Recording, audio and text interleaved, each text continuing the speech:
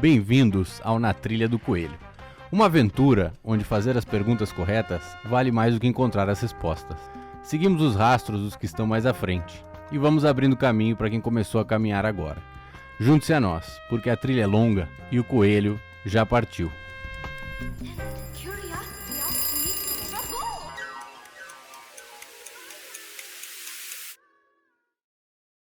Mas isso que o senhor comentou, né, o Ministério da Saúde ser o Ministério da... Eu acho que isso tem houve uma mercantilização da atividade da cura.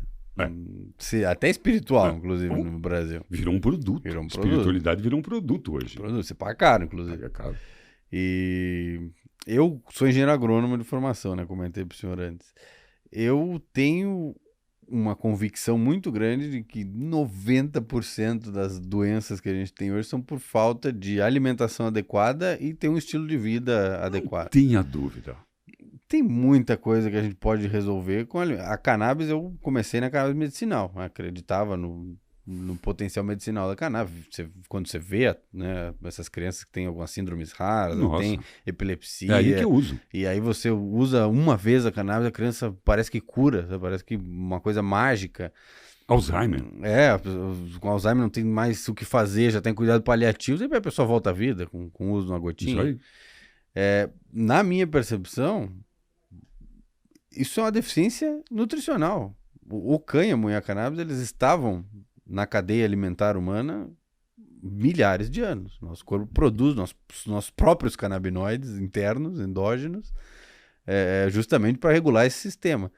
E de repente a gente sumiu com isso no mundo. 1920 e pouquinhos ali, acabou, cannabis, não quero mais para nada. Então, os animais que comiam, que depois a gente comia os animais, já era. As vaquinhas comiam, a gente tomava o leite da vaquinha, não toma mais. A gente comia semente, não come mais. Então, sumiu da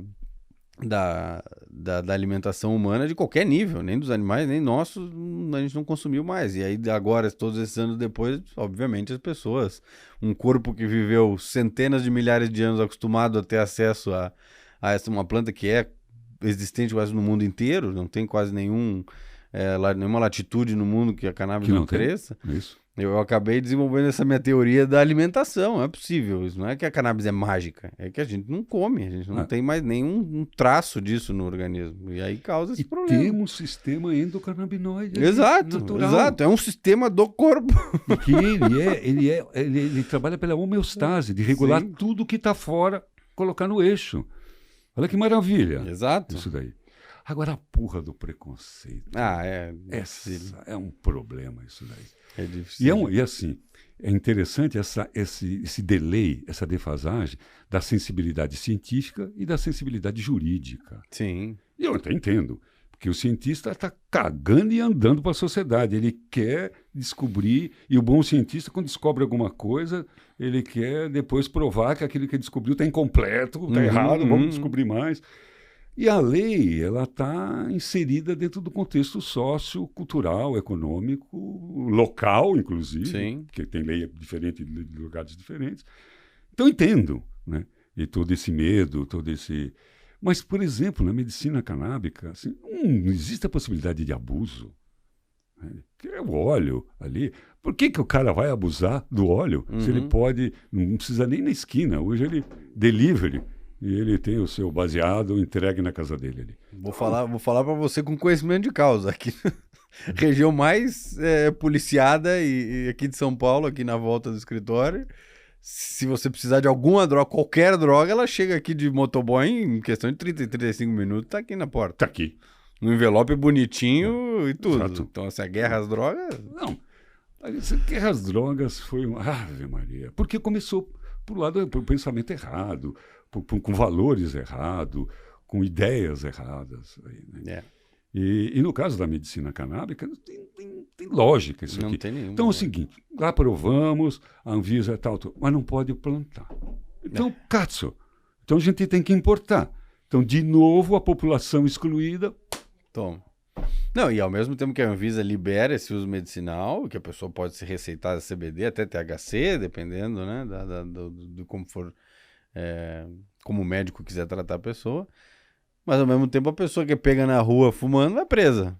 Dependendo da cor da pele, né? A gente sabe como o Brasil funciona. Ai. Mas vai presa. E aí? Qual a diferença do cara que faz esse uso medicinal porque ele tem o papel assinado pro cara que tá na rua? Já. Mas então, hoje com essa coisa da defasagem do delay, aí nós estamos agora nesse momento, nessa luta com os psicodélicos. Sim. Não, eu ia fazer uma pergunta. O senhor viveu toda a legalização da ayahuasca, né? Sim. Legalização religiosa. Participei, inclusive. Participou. O senhor vê esse caminho como viável para algum outro psicodélico, ou todos? Ou alguma... Porque eu acho que isso da ayahuasca a maioria das pessoas vê como uma coisa fantástica. Gringos, eu conheço um monte de americano que vem pro Brasil fazer ayahuasca, porque aquele é legalizado. Mas eu me pergunto se isso não pode ser visto como um precedente. A gente não pode usar essa história da ayahuasca para também facilitar o acesso das demais? Eu acho não só que a gente pode, como já está acontecendo. Porque as pesquisas dos psicodélicos foram interrompidas lá por Richard Nixon por conta da questão da guerra do Vietnã, porque escapou dos laboratórios e começou com o uso recreativo com os hippies, o que foi uma puta sacada. Né? Então, os hippies, olha que legal, o país em guerra, eles deram aqui e disseram assim, ó, não faça guerra, faça amor. E chamaram os caras de maluco. Maluco é quem faz a guerra, cacete.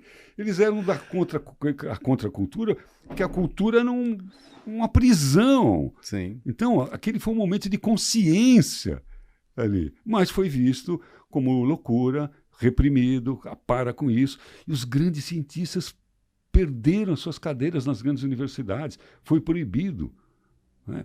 Timothy Leary, não, todos eles, Aldous Huxley, foram perseguidos, né, por conta desse delay aí. Não pode. Tá? Então, a ayahuasca, por conta desse crescimento que ela teve, desse interesse internacional, começou a despertar grandes pesquisas. E aí começou a abrir. Ué, por que vamos só pesquisar? Vamos retomar o que o Hoffman começou com o LSD, com o MDMA, que já está na 4ª fase. Já. O MDMA está para ser aprovado. Já. E aí começou, bom, vamos estudar. Então, eu acho que não só é um precedente, e tem outra coisa que isso é um sistema de crença. O caminho para a consciência não tem como. Ele pode demorar, ele pode fazer curva, ele pode ser obstaculado pela ignorância, pelo preconceito humano, mas como a água, ele vai vencer todos os obstáculos, porque o nosso destino é ser consciente. E se a natureza, porque somos seres naturais, nos dá recurso para acelerar esse processo de consciência, isso é imparável. Não dá para conter isso daí. E mais cedo ou mais tarde, os legisladores vão se render à cabeça dos cientistas, ao trabalho dos cientistas, e vão perceber que essas substâncias vêm para auxiliar. Não só no mundo da doença mental, no mundo da saúde mental, mas como da doença mental, mas como no mundo da saúde mental, que é diferente de doença mental, essa diferença que nós estamos fazendo. Uma coisa é tratar a saúde, outra coisa é tratar a doença. Né? E por isso que no Vale do Silício, né, começou a fazer esses usos por conta da criatividade. Não era um bando de hippie mais. Não, era inclusive gente muito poderosa. Os cabeções que mandam na tecnologia.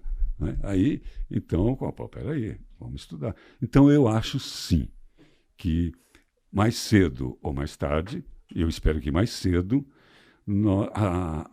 regularize isso.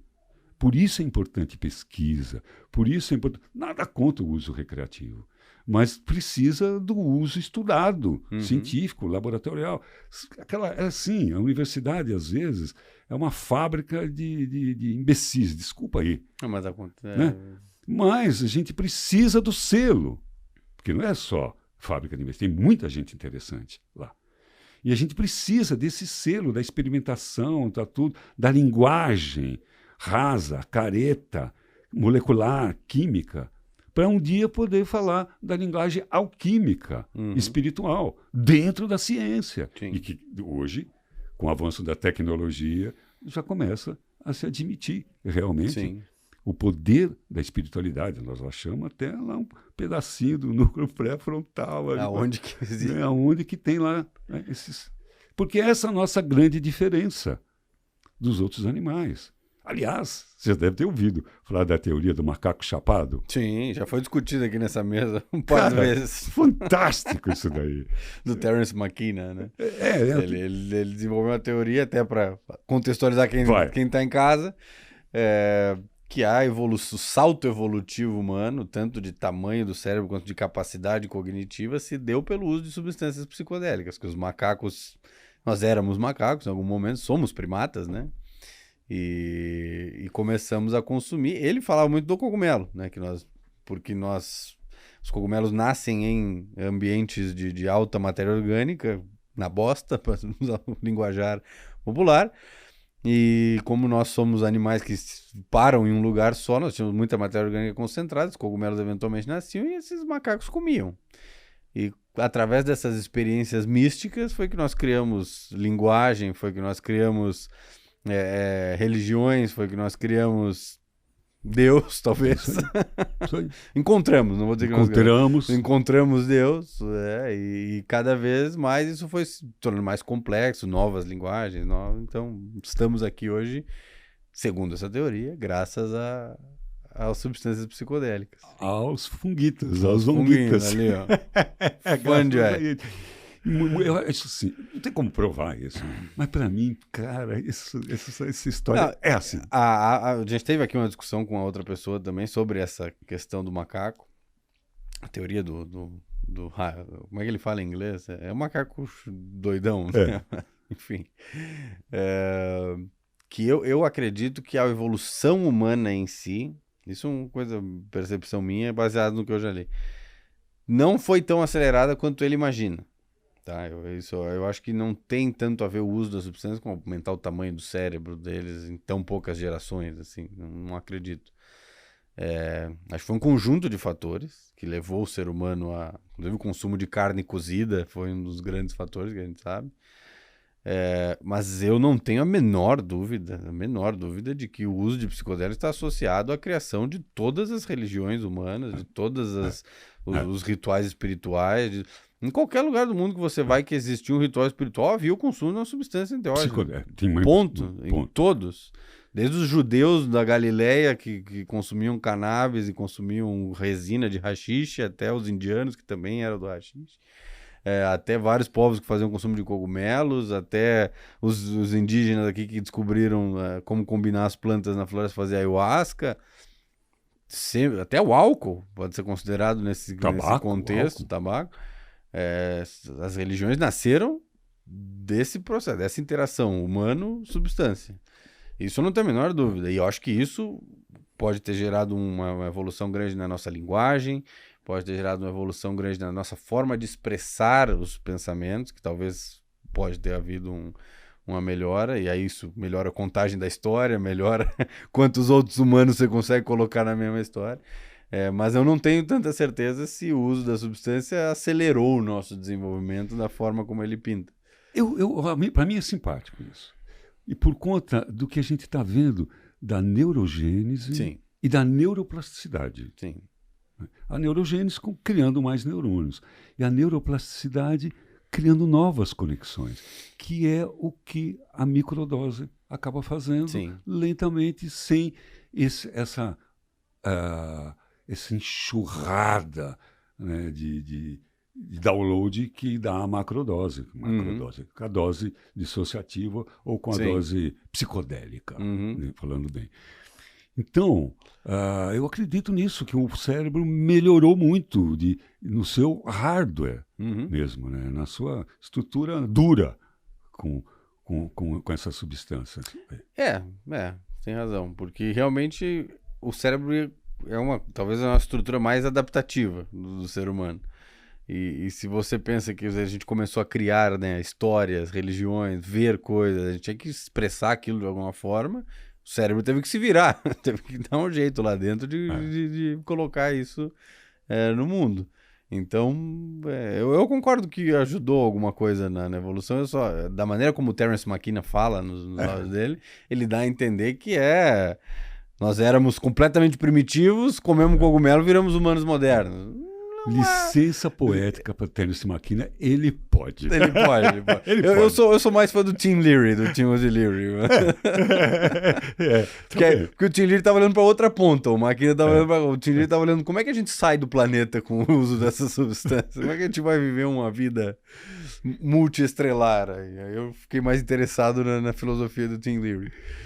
E essa coisa deles, né, falando deles, esses bandeirantes da psicodelia. Bandeirante, maravilhoso. Eu me considero um bandeirante. Maravilhoso.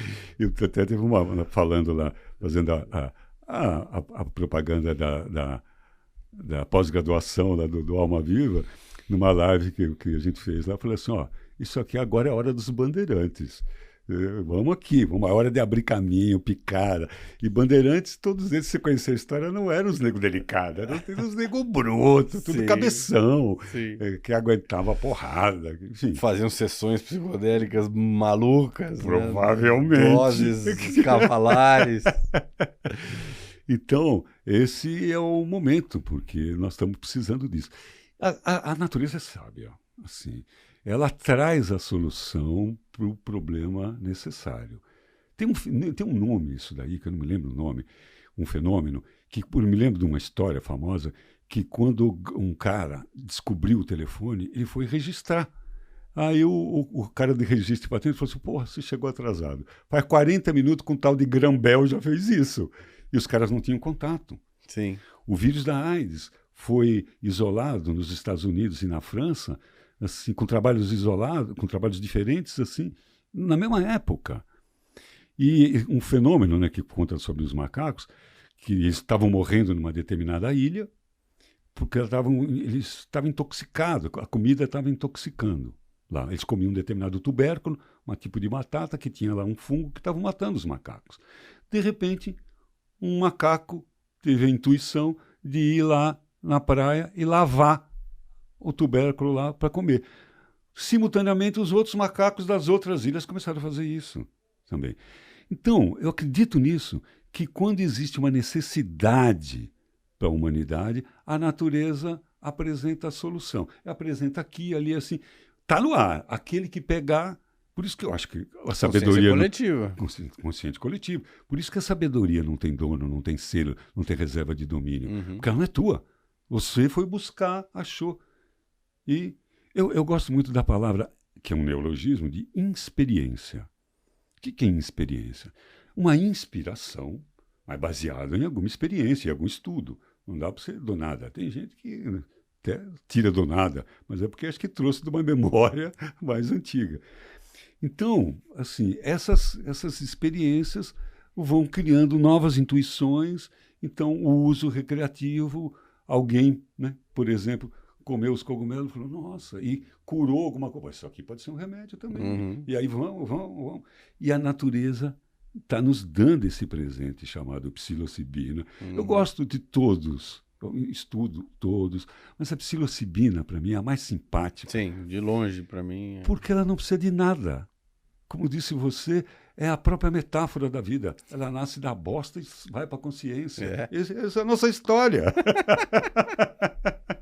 Essa é a nossa história, nosso destino. Então, a minha simpatia por ela é por isso que você não precisa de nada. É só... Não, e é uma substância que, para mim, pelo menos, e as pessoas que eu converso, é uma substância 100% amorosa. Você sente alguma outra coisa além de um amor profundo pela vida, pelo universo, por tudo quando você toma psilocibina. Incrível isso. Acho que 80% do tempo da duração da experiência é você sentir amor. Isso é muito legal. Bate um vento na cara, você sente amor pelo vento. Bate um sol, você sente amor pelo calor do sol. Isso é muito legal. Você sintoniza na frequência do amor. Do amor. Eu que passei por essa experiência recentemente, né, que a minha mulher ia ser internada, como fomos, né? Fui junto com ela, para fazer um transplante de medula. Sim. Tudo ótimo, tudo certo, deu tudo certo, ela ainda está lá, mas tudo ainda está, você só vai ter alta depois de 1 ano, né? Mas eu ia ficar com ela. Lá, tinha me disposto a parar tudo, atender dentro do hospital ali, meus pacientes online, dentro do hospital, dentro do quarto lá, inclusive. E aí eu estava para fazer a experiência psicodélica, a experiência de psilocibina, com uma amiga que faz terapia assistida. E aí eu tenho a prática de meditar, e aí meditando, é agora, antes de você ir para o hospital. Você vai precisar disso daí para ir para o hospital, ficar internado. Por quê? Mas quem sou eu para duvidar? Quem sou eu para duvidar dessa voz aqui? Deu anos para conseguir escutá-la, agora eu vou desprezar. Tá bom. E por coincidência, eu estava na casa na praia, e essa amiga, essa psicóloga, que estava na praia, e aí eu falei, fulana, Rita, o nome dela é Rita, não tem por que não dizer. Escuta, você está aí na praia? Ela falou, tô. Você está querendo fazer a experiência? Eu tenho os bombons aqui. Eu vou aí, onde você está, no teu quarto, num lugar teu. Isso é muita mordomia. E merecidamente, não sei se merecido ou imerecidamente, ela veio e me deu essa experiência. Bom, com bombom, pá. Eu tive muitos insights. Bom, o asqueiro velho, raiz. Eu tive uma sessão como se fosse assim, só luz por horas, e com muito insight. E não tive nenhuma psicodelia visual. Nenhuma. Não... E aí eu cheguei, comentei mentalmente assim, eu falei, puxa vida, né? Eu estou tendo, fantástico isso aqui. Estou tendo vários e vários insights aqui, um sentimento de amor incrível, mas não tive nenhuma imagem. Aí eu escutei uma voz aqui. Tu veio aqui para aprender ou para ver pirotecnia? Porra, tá bom, cara, tá bom. Tá mais aqui quem perguntou. Quem falou, tá ótimo aqui. E saí de lá, da experiência, com um nível de amorosidade. Isso é o... E aconteceu algo mágico. Aconteceu várias coisas mágicas ali. Inclusive, assim, sem imagem, né? Que eu comecei a ver uma coisa, um pássaro que começou a cantar na janela por conta da figura que estava se apresentando ali comigo, falou, abre a janela. Eu abri a janela, tinha um pássaro vermelho, maravilhoso, que existe mesmo, não sei o nome dele, que tem na Mata Atlântica ali, e eu só tinha visto ele na Floresta Amazônica. Na Mata Atlântica também tem, porque ele estava lá. E aí aquela voz falou, isso aí é para curar teu coração. E aí eu falei, mas tá muito nítida essa miração. Aí ele falou assim, convida a moça para ver também. A pessoa que estava ali. Aí eu falei, Rita, olha isso. Ela olhou e falou, nossa, que lindo esse pássaro. E aí na minha cabeça, tá, não é uma imagem, ele está ali mesmo. É um pássaro. Um pássaro mesmo. Foi mágico aquilo ali. Mas aí eu tive necessidade de descer, pisar na grama, olhar um pouco a natureza ali e tal.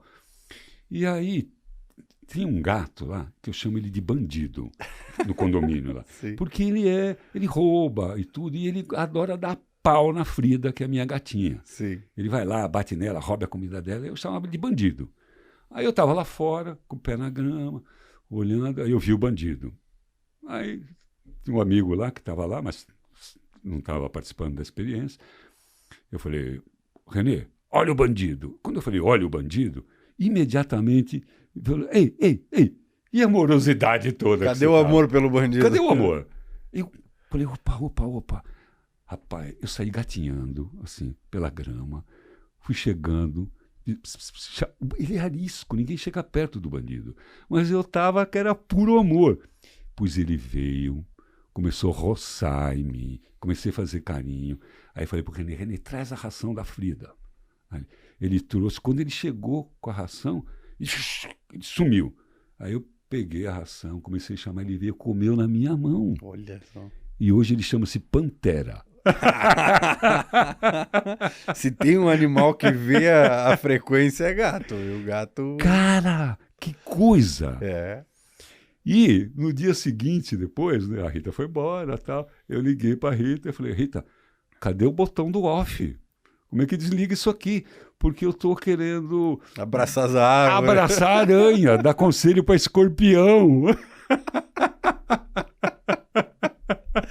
Mas... E aí fui para internação, só para concluir essa história. Sim. Rapaz, troquei fralda da minha mulher, limpei cocô, poupei o trabalho das enfermeiras. E tudo com um sorriso no rosto. Tudo com sorriso. E a mulher que eu já amava, depois de vê-la careca, magra, moída, vomitando. Cara, meu amor triplicou pela minha mulher. E claro que ela tem um mérito, mas a psilocibina acho que ajudou bastante.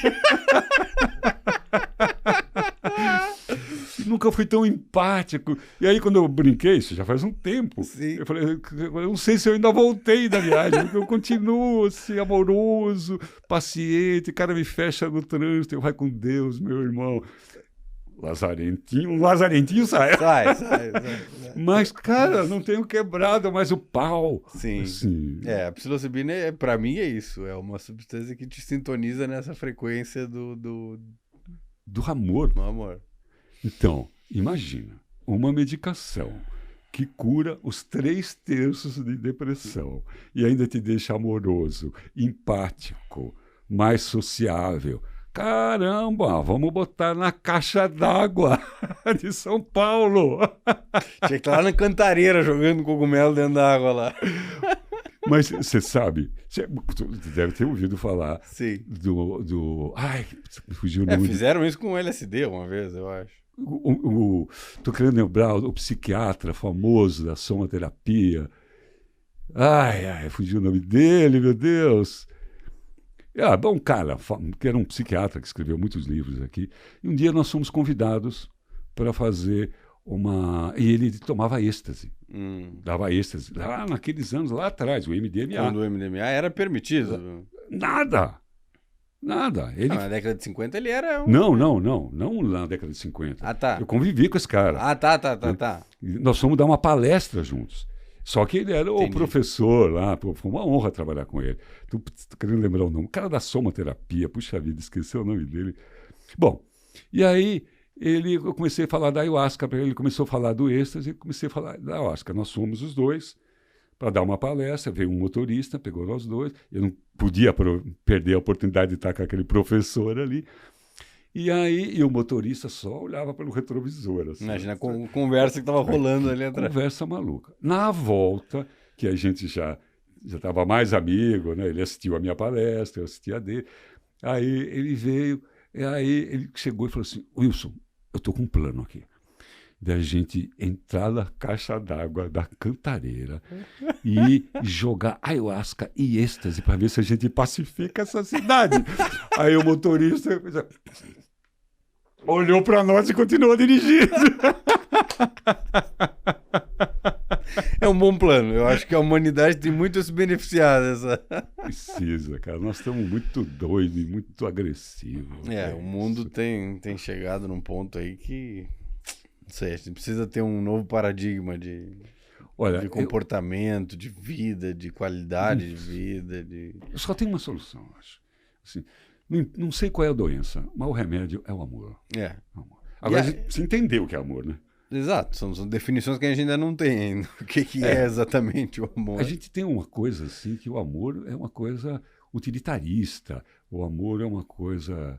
Eu adoro essa coisa dos gregos. Os gregos têm um monte de palavras para dizer amor. Ágape, eros, filos, storgé, a gente chama de amor. E tudo é associado ao meu. A minha mulher, ao meu filho, ao meu time. Vai, Corinthians. Sei lá, né? Tudo que é meu, é meu. E eu acho que... Eu tive uma vez um insight com a ayahuasca que foi muito interessante. Muito interessante. Isso aí foi uma das coisas, uma experiências mais ricas da minha vida. Eu estava já no meio da floresta lá, não estava distribuindo mais, só bebendo. E aí eu precisava conversar com o cara. Sabe? Eu não estava dando conta da demanda que eu estava tendo, eu precisava de um conselho direto da fonte. Fui para a floresta, armei a rede, uma árvorezinha lá, bebi uma copaça, nada. Mas sempre quando eu preciso, quando eu mais preciso, né? Vamos lá, cabeção, mais uma copaça. Fiquei lá na rede, olhando, admirando a floresta, nada. Tomei mais uma copaça. 3 copos de uma ayahuasca que eu conhecia, que era boa. Senti nada. E aí eu falei, valeu. Para variar, você sempre na sua sutileza, né? Eu que tenho que resolver essa porra sozinho, né? Já entendi. A hora que eu estava desamarrando a rede, Lourenço, caiu tudo de uma vez. Abriu um buraco negro no chão. Deu tempo de eu deitar na rede. E fiquei lá. Nossa Senhora! Eu conversei com o Filho de Deus. Conversei. Pensa o que quiser. Ele falou comigo. Trocou uma ideia. E não trocou. Ele só mandou. E não foi nada agradável. Ele destruiu tudo.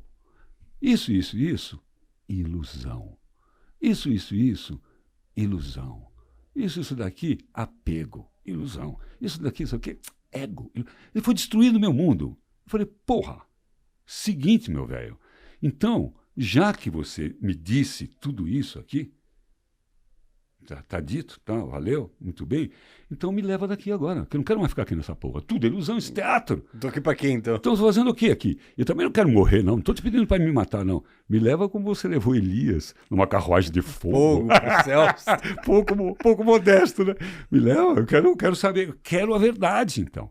Ele falou, ó, é o seguinte, tem duas coisas aí que se parecem com a verdade.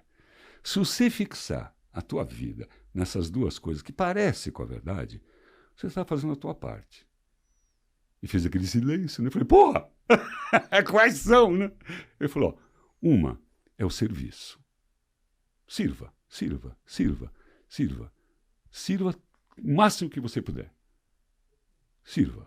Esse é um caminho. Servir. Eu já tinha tido uma sacada com Madre Teresa de Calcutá, que tinha me dito isso. Falei, olha aí, de novo ouvindo aquilo que a Madre Teresa tinha dito, numa dessas experiências, sobre o serviço. E a outra sobre o amor. Mas você tem que entender que não tem que amar mais, tem que servir mais. O amor não é uma questão de quantidade, é uma questão de qualidade. E aí, amor não tem a ver com apego. Porque eu tinha perguntado, cara, e o amor pela minha filha? Apego. Aí ele voltou ao assunto. Então, amor não é apego. Então não tem que amar mais, tem que amar melhor, a qualidade. Até o dia que você perceber que você pode e deve amar tudo quanto há. Voltando à experiência com a psilocibina. Saiu da ayahuasca, vim para a psilocibina. Depois da história do bandido, eu entrei e falei, eu vou tomar um banho. Fui tomar um banho no quarto da minha filha, que estava mais perto ali. Estava embaixo do chuveiro. Eu falei, cara, eu nunca tomei banho nesse banheiro, não tinha percebido a geometria sagrada desses ladrilhos. E passava a mão, e era com relevo, não tinha cor. Era tudo da cor do ladrilho, bege, mas com relevo, com aquelas coisas assim, tipo aquelas mandalas. Eu falei, cara, eu nunca tinha percebido, que lindo. Pô, no meu banheiro não é assim, né? Aí eu olhei do lado, também não era assim. Aí eu comecei a passar a mão, e aí, de novo, veio a voz e disse assim, essa geometria sagrada não é ilusão, ela está aí. Ela está aí. Aliás, ela está em tudo. Tudo é sagrado, inclusive o chão que você pisa. Então, amar a tudo é amar a Deus. Quando você percebe isso, eu acho que é um dos momentos mais iluminados da vida de uma pessoa. Esse momento que você percebe que tudo, literalmente, é sagrado. É Deus. E que tudo é Deus. Inclusive, euzinho. Né? Que beleza. Inclusive eu, exatamente. Maravilha. É o Deus do Spinoza, né? É o Deus do Spinoza. É o Deus do Spinoza. Maravilha. E sabia disso do Spinoza, já tinha até citado Spinoza.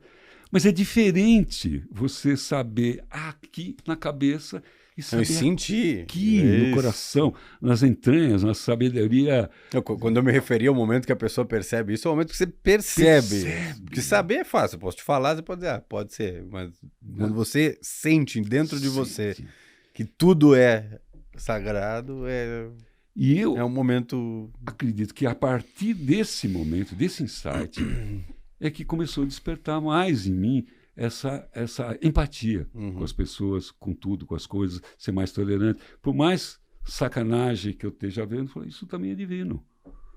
Por mais erro que eu vejo, por mais coisas que me revoltariam, como já me revoltou alguma vez, tá bom, isso é uma das faces do divino nesse momento, Se manifestando. desse jeito. Desse jeito. Uhum. E tudo aquilo que eu tinha estudado sobre estoicismo começou a fazer sentido depois da psilocibina. Porque o Marco Aurélio passa a fazer sentido para todo mundo. Marco Aurélio, Epiteto, começa a fazer sentido. Fala, cara, esse cara é muito esperto. Cara. Esse cara entendeu faz mais ou menos 2000 anos, esses malucos já sabiam o que estavam falando. E no caso, né, de Epiteto, que era um prisioneiro, um escravo, cara, ele não tinha outra coisa a não ser arrumar uma saída. Pô, mas Marco Aurélio era imperador, cacete. Ele tinha tudo que ele queria. Exato. Porque é muito fácil, né, você ser humilde se você é pobre, feio e burro. Aí não é humildade, é falta de alternativa. O duro é ser humilde quando você tem imperador, poder. Imagina, imperador, poder absoluto. Você poder olhar pro cara e falar, mata aquele cara e é isso. Boa. Você é a lei. Tá bom, né? E ele era totalmente humilde, desapegado dos bens materiais. Pelo menos escrevia sobre, né? Bom, tá até hoje, a gente tá aqui com as coisas dele. Estamos falando do nome dele aqui 2000 e tantos anos depois, é porque ele deixou um legado. Esse era mestre mesmo, cara. E falava muito sobre ser duro com o próprio corpo, né? Exija do corpo, mostre que a mente manda no corpo. Tinha essa relação de... E a gente percebe quando uma coisa é um insight, quando exatamente a gente não gosta daquilo que a gente viu. Tipo isso. Seja duro com o próprio corpo. Fala, pô, isso tá falando a verdade. Porque é verdade. Não fui eu que inventei isso. Eu fiz agora recentemente, a gente fez, até com o pessoal aqui do escritório, a gente foi fazer aquele retiro do banho de gelo. Do holandês, do Wim Hof. Sim. Você conhece? Você conhece o holandês malucão? Sim. A gente foi para Espanha fazer um retiro dele de verão, que não é o retiro hardcore de inverno, mas é um retiro de banho de gelo. Como é que é isso? Conta pra mim. Sim. É uma semana, uma locação mais nas montanhas ali na Espanha. Então é meio fresco, assim, o tempo é frio, mas era verão na Europa, então era agradável. À noite meio frio, durante o dia agradável. E todo dia de manhã fazíamos um exercício de respiração, que a filosofia dele também tem uma respiração. Coisa mais bizarra que eu já vi na minha vida, nunca tinha participado disso, né? Uma pessoa que estava comigo já participou de mais retiros, tinha um pouco mais de experiência. Mas, assim, eu vi adultos, gente dura, sabe? Assim, uma das pessoas que a gente conheceu lá, um cara que era ex-forças especiais da África do Sul. Um cara a vida inteira militar, não mexe com ele. Doidão. Tava lá para tentar se reaproximar do filho, porque, foi muito ruim pro filho. O filho acabou viciado em droga. E levou o filho lá para tentar se reconectar com o moleque. Primeira sessão de respiração, 10 minutos respirando. É uma coisa similar à respiração holotrópica. Intensidade e tal. E o cara começou a chorar como um bebê. Chorar desesperado, soluçante, não conseguia parar. Sabe aquele choro assim, bebê, meu grito, sabe? Não é aquele choro que a pessoa, enfim, um adulto normalmente tenta conter, né? Passa um pouco de vergonha, tenta se conter. Descontroladamente chorando como um bebezinho recém-nascido. Segundo, terceiro dia começou a externalizar hematomas. Aqui assim ficou tudo roxo, parecia que tinha tomado um soco em cada olho. Aqui nas costelas começou como se tivesse sido chutado no chão, assim, uma briga de rua. Edemas gigantes, roxo, assim, a pele dele inteira fica roxa. Só com exercício de respiração. Que eu tinha visto isso na minha vida. E o banho de gelo vinha depois à tarde, a gente tomava café da manhã depois do banho de gelo. O banho de gelo é entrar numa banheira cheia de gelo. Uma banheira de gelo. Com gelo. Tipo, a camada superior era isso aqui de gelo. O testículo vira amígdala, né? Cara, e a filosofia dele é até aqui. Não é entrar até aqui ou, sei lá, botar as pernas. Não. Gargantinha aqui tem que estar dentro do gelo. Mão embaixo d'água, pé embaixo d'água, não tem muita frescura. E os primeiros 2 minutos que você entra numa banheira de gelo... Primeiro ele dá o discurso dele, né? O discurso dele ele já dá a palestrinha ali para explicar como é que vai ser o banho e tal. E ele fala, da recomendação da Organização Mundial da Saúde, são 2 minutos em água abaixo de zero, a quase 0 graus. você entra em hipotermia, tá? Aí explica os riscos, não sei o quê. Então tá, vamos pro primeiro banho de gelo hoje nós vamos fazer 10 minutos. Depois da explicação. E aí você nota na hora que o pessoal começa a se olhar, assim... Acho que eu entendi errado. Você não acabou de falar que são 2 e a pessoa já tá em hipotermia? Vou fazer 10, pode ficar tranquilo, eu não vou fazer 10. Aí faz um exercício lá de aquecimento e tal, né, os intercostais aqui, geração de calor para os órgãos vitais. Vai pro gelo. Os primeiros 2 minutos que você fica no gelo, eu só escutava o meu corpo gritando: você vai morrer. Não é assim uma dúvida, é uma certeza. Se ficar dentro desse gelo pelos 10 minutos que esse maluco tá falando, nós vamos sair daqui carregado direto pra um saco preto e vou ligar pra minha família no Brasil. Você vai morrer aqui dentro. E aí ele ensina lá na respiração, você controla a respiração, vai conseguindo ficar no gelo, eventualmente você para de sentir, porque sua pele, Claro. né, perde total sensibilidade. E de repente, nirvana. Cara, Você entra num estado de consegui. Tô aqui dentro. E aí ele ensina a respirar bem devagar. O segredo realmente para conseguir ficar no gelo é você conseguir controlar a respiração. Aí você fica lá, uma expiração fica quase 1 minuto. Você fica assim, soltando o ar devagarinho, eles mandam fazer biquinho ou fazer algum outro tipo para soltar bem devagar. eu uso essa respiração. E cara, você fica 10 minutos. E sai do gelo, e quando você sai do gelo e o corpo dá uma aquecida, parece que alguém pegou uma injeção de serotonina e deu aqui na sua lateral da cabeça. E você fica, dopamina, desculpa, você fica dopaminado, parece que você, saía daquela banheira de gelo, fazia 5 minutos de aquecimento, era a galera pulando, dançando, uma energia, uma coisa maluca. Eu sentia vontade de sair correndo montanha acima, sabe? Mas não era só porque eu tô vivo? Eu acho que um pouco era o corpo comemorando, sabe? Tipo, Mas no último dia a gente fazia 20 minutos. Caraca. Última sessão todo dia ele crescia 2 minutos. Era 10, 12, 14, 16, 18, 20. Cara, depois de 12 anos vivendo na Amazônia, naquele calor, não consigo imaginar como é que pode ser isso. Cara, e é assim, você fica 20 minutos e aí no último dia você já tá mais acostumado. Se não manda sair nos 20 minutos, você fica mais tempo lá dentro. E sai e se sente maravilhosamente bem. E ele passa uma filosofia do amor, todo mundo tem que se abraçar, aquela coisa toda. Mas é uma experiência bem doida. E aí vai na linha do que a gente tava falando de estoicismo, assim, de tratar o corpo de uma maneira dura, ruim. Você tem que ignorar o seu corpo gritando pra sua cabeça que nós vamos morrer aqui dentro. Você tá ciente que nós ficar aqui, nós vamos morrer. Eu tô te falando pra sair. Tô te avisando.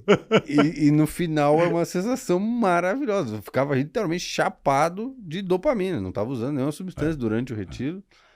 E eu ficava assim como se eu tivesse, sei lá, tomado um êxtase numa rave, assim. Não tinha nem música, era só aquela sensação maravilhosa de estou no paraíso. E é maluco. Eu tenho tomado banho gelado no chuveiro até hoje, mas enfim, banho gelado de chuveiro aqui no Brasil, a água tá o quê? Uns 15 graus. E tenho feito banheira de gelo quando consigo, porque eu não tenho espaço em casa para ter uma banheira de gelo. Então eu faço às vezes quando consigo em algum outro lugar. Nossa. Mas é maravilhoso, assim, é uma coisa que se você aprende a fazer direitinho, tudo bem, a gente foi até o mestre lá, supostamente, Claro. para aprender. Mas hoje em dia tem bastante gente que tem trazido essas técnicas de banho de gelo aqui no Brasil. Cara, é um shot de felicidade que dá no seu corpo que é meio inacreditável. Teve um bom tempo da minha vida que eu fazia umas coisas assim com meus pacientes e tive um colega que dizia assim, falava assim, os pacientes do Wilson, cara, o Wilson cura todo mundo, aqueles que sobrevivem, né? É bom porque tem só 2 alternativas, você morre ou você cura. Porque eu, de vez em quando, ainda faço rituais de sepultamento, o cara fica 3 horas enterrado. Ah, você faz? E trabalhava com a sauna sagrada, né? E eu ia no Temazcal? limite. Eu ia no limite ali. E eu já vi acontecer cada coisa aquilo ali que altera a consciência. Altera a consciência. O duro é que quando você faz o Temazcal, né, você é o primeiro a entrar e o último a sair. E foi chegando um tempo que eu já estava ficando meio velho para essas aventuras. Eu falei, porque ali não tem conversa, né? Sim. É como a ayahuasca. Nunca fiz, mas dizem que é muito duro. Depende de quem está dirigindo. Sim. E aquela coisa exagerada, né? E me lembro de uma vez que teve um menino que surtou. Assim, Ah, é? e eu, né, um psiquiatra, falei, calma, segura, tal, que isso aqui ele está recetando. E no dia seguinte acordou, mas ele começou a surtar.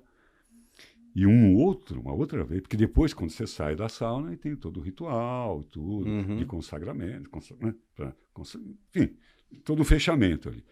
E uma vez eu estava com uma figura que era filha de um senador e tal, que era meu paciente, cara normal, assim. E aí, quando ele saiu da sauna, no meio da sauna ainda, eu falei assim, então, agora, assim, o doutor Wilson está me dizendo que eu preciso confessar isso para todo mundo. Eu sou gay. E todo Sério? mundo assim, tá, está bom.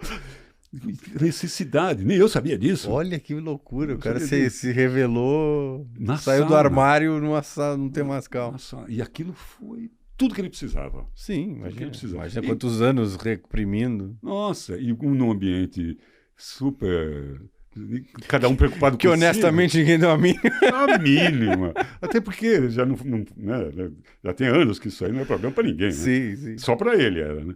Mas por conta de chegar no limite. Sim. É uma coisa muito gurdjieffiana isso. Né? O Gurdjieff deixava os caras no limite e aí o superego ali. Tem alguma coisa que acontece no nosso cérebro quando a gente chega no limite da coisa. Eu tava vendo essa semana uma entrevista de um cara que acho que é o recorde de levantamento de peso. Ele consegue levantar, sei lá, 500 quilos, um absurdo, assim. E aí ele começa a falar do treinamento dele. E aí ele faz uma piadinha assim, você acha que o meu melhor treinamento é com o técnico, é com os caras de levantamento de peso? O que você acha? O técnico, né? Alguma coisa. Não, é o meu psiquiatra. A gente descobriu que o cérebro humano faz coisas malucas quando tá numa situação extrema. E isso foi feito um estudo de pessoas que fizeram atos extremos, tipo, uma mãe que viu os dois filhos atropelados embaixo de um carro, a mulher foi lá, agarrou o carro e ele ergueu o carro, uma pessoa normal, e tirou os filhos de baixo. Né? Coisa sobre-humana. E ele falou, a gente treinou, eu com a ajuda de um terapeuta, desculpa, não sei exatamente o termo, e o meu psiquiatra, a gente criou eu tenho gatilhos e mecanismos que eu consigo colocar na minha cabeça a imagem dos meus dois filhos embaixo de um carro. Olha só. Quando eu vou pegar a barra. O cérebro. E eu pego a barra e eu levanto a barra e eu nem sei que peso tem a barra. Quando eles estão batendo o recorde, eu falo pro meu técnico, vai subindo até eu dizer chega. E o cara vai lá e levanta e só fecha o olhinho, entra lá no lugar que tem que entrar e... Cara, isso é muito maluco.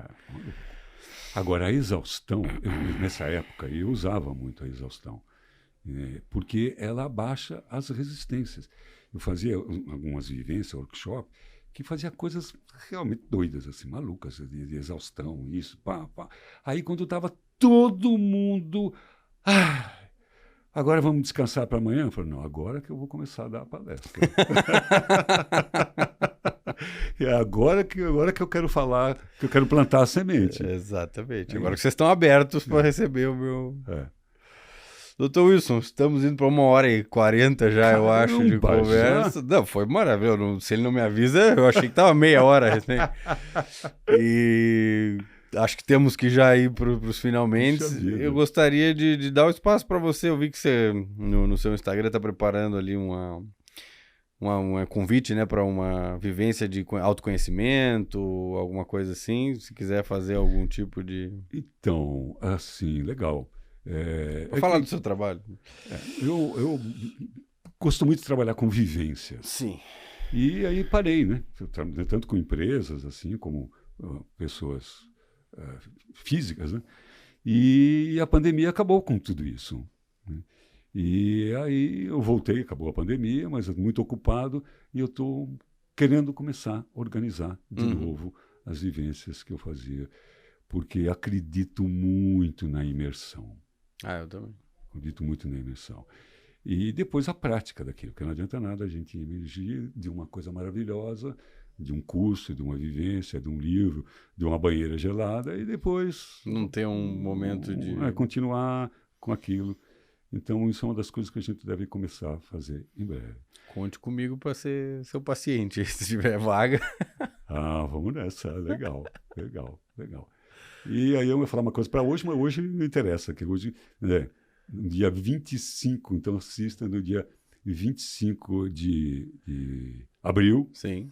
à noite lá, eu dei, que é hoje, eu vou dar uma aula sobre microdoses de psilocibina. Microdosagem de psilocibina. Microdosagem de Maravilhoso. psilocibina. E falar um pouco da psilocibina, Sim. como uma luz no fim do túnel para a saúde mental ou para a doença mental, também para a saúde mental que busca a consciência. É muito bom você falar isso, porque o nosso objetivo aqui com o podcast é educar, é trazer o tema à tona com pessoas qualificadas, né? Então a gente sempre procura trazer médicos, pesquisadores, gente que realmente tem um... Também trazemos alguns psiconautas. Normalmente os dois são a mesma pessoa. Não, pessoa. Se tiver alma de cientista, ele tem que ser psiconauta. Mas nosso objetivo é realmente educar, é trazer a informação, é trazer para o público um pouco dessa visão menos preconceituosa de gente que já viveu nesse meio muito tempo. Então agradeço muitíssimo você aí. Vou pedir para os meninos, apesar desse episódio provavelmente vai ao ar depois do dia 25, vou pedir para o pessoal fazer um corte dessa parte para a gente colocar aí nas redes ainda essa semana. Dia 25 é hoje. Ah, mas é hoje? É hoje à noite. Eu achei que era... Não, hoje à noite. Hoje realmente não, vou ficar devendo. Não. Ixi, já divulgamos o suficiente. Maravilhoso. Dr. Wilson, queria lhe agradecer, assim, não tenho palavras para agradecer seu tempo aqui hoje. Foi muito boa a conversa. Tanto que nem notamos o tempo passar. Caramba! Tá de portas abertas para voltar aqui quando o senhor quiser. Realmente, a gente sempre faz esse convite no final, mas dessa vez eu acho que eu realmente estou querendo falar isso. Se o senhor quiser voltar aqui qualquer dia, está sempre convidado. Cadeira cativa no nosso podcast. Que legal. E se o senhor demorar para voltar por vontade própria, eu vou lhe chamar, porque a gente tem que continuar essa conversa. Cara, eu tenho que te confessar uma coisa, assim, né? Porque eu recebo bastante convite, assim, e eu procuro responder para todo mundo, nem sempre é possível, né? Sim. E atender todos os convites, por conta da minha agenda, nem sempre é possível. E aí, quando você fez o convite, né, na Trilha do Coelho... Isso, o nome do podcast. Aí eu falei, deixa eu dar uma olhada, né, para ver quem é. Eu já aceitei sem ver, né, porque é isso aí. Aí eu olhei e falei, esse cara tem muito pouco seguidor. Falei, cara, para com isso, rapaz. A essa altura agora vai pensar em ego. Essa altura do campeonato. E que legal. Aí você falou que as portas estão abertas. E a minha pergunta é se a porta do seu coração também está aberta, porque eu quero ser seu amigo. Que legal. Não tem a menor dúvida que isso já está registrado. Que vibe que você tem, que onda legal. A gente procura fazer esse tipo de conversa assim, mais aberta e tem dado certo e realmente achei o senhor fantástico, sou seu fã já. E eu seu fã. E realmente, assim, aqui a gente tem o espaço para fazer o que quiser. Esse espaço aqui é nosso, todo mundo aqui dentro tem uma cabeça parecida e dá para fazer qualquer coisa aqui dentro. Então, quero muito conversar com o senhor ainda sobre possíveis coisas para fazer lá fora. Boa. Essa sua ideia de dar ayahuasca para moradores de rua, para tentar recuperar essa população, eu acho isso imprescindível. Não vejo outras maneiras de tirar esse pessoal dessa situação, assim, além do apoio que tem que ser dado normalmente. E toda psiquiatra que está tratando as pessoas com microdosagem é o que nós deveríamos ter todos os psiquiatras, na minha opinião, fazendo. Então, o senhor tem meu apoio total e completo de continuar. Espero que tenha muito sucesso aí na sua caminhada, que ainda vai ser longa. O senhor tá... Nossa, eu estou me reinventando, inclusive de saúde, aí, porque eu tenho muita coisa para fazer e não estou com o menor plano de morrer. Não estou com vontade de morrer mesmo. O senhor me passa energia que vai ter uns anos de serviço ainda. Escutou, corpício diabético? Se vira. Mas estou fazendo a minha parte. Comecei com exercício, com alimentação. Estou no MEV, mudança de estilo de vida. Vamos organizar um banho de gelo aí pro senhor. Ai, meu testículo. Um dia ele desce de volta. Vou falar bem a verdade, eu não estou usando muito ele hoje com 70 anos. Gente, Maravilhoso, muito obrigado pela audiência, pessoal. Links todos para acesso de Dr. Wilson nosso vai estar aí na descrição. Um abraço a todos, até a próxima. Dr. Wilson. Gratíssimo, uma honra, muito legal mesmo. Muito bom, maravilhoso. Sério.